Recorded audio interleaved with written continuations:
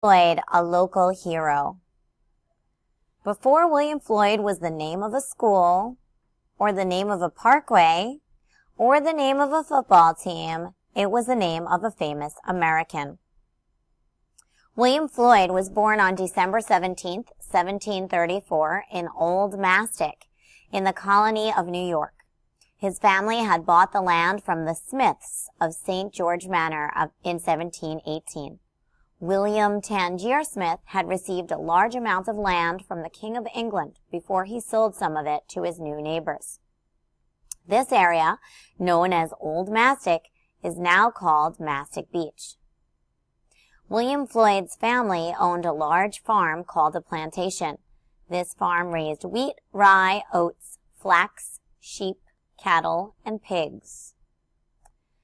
His plantation reached the shore, where they harvested saltgrass and hunted whale. William Floyd's plantation had many buildings to take care of all his family's needs. William Floyd's family had many people working on their plantation. They used both slave and free labor. He was friends with famous people like Thomas Jefferson and James Madison.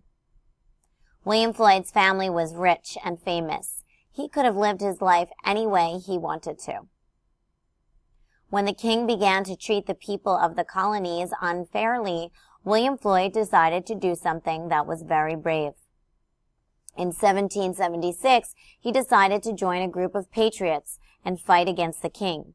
He signed an important paper called the Declaration of Independence. He knew this paper would be sent to the king and that it would make him very angry.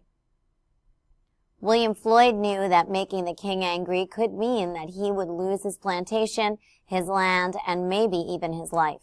He decided fighting for what he believed in was more important. The Declaration of Independence marked the start of the Revolutionary War.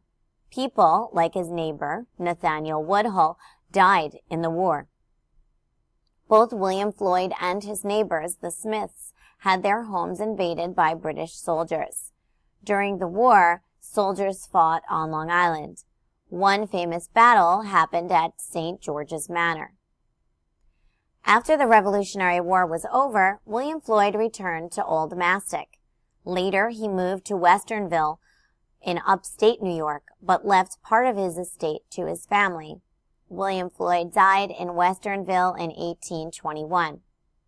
His family continued to live in Mastic Beach until 1776, when his great-great-granddaughter, Cornelia Floyd Nichols, and her family donated their home and property to the National Park Service.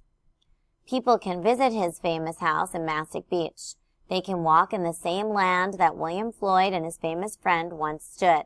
They can see items that William Floyd and his family owned. They learned that one of America's founding fathers grew up in a community we now call Mastic Beach.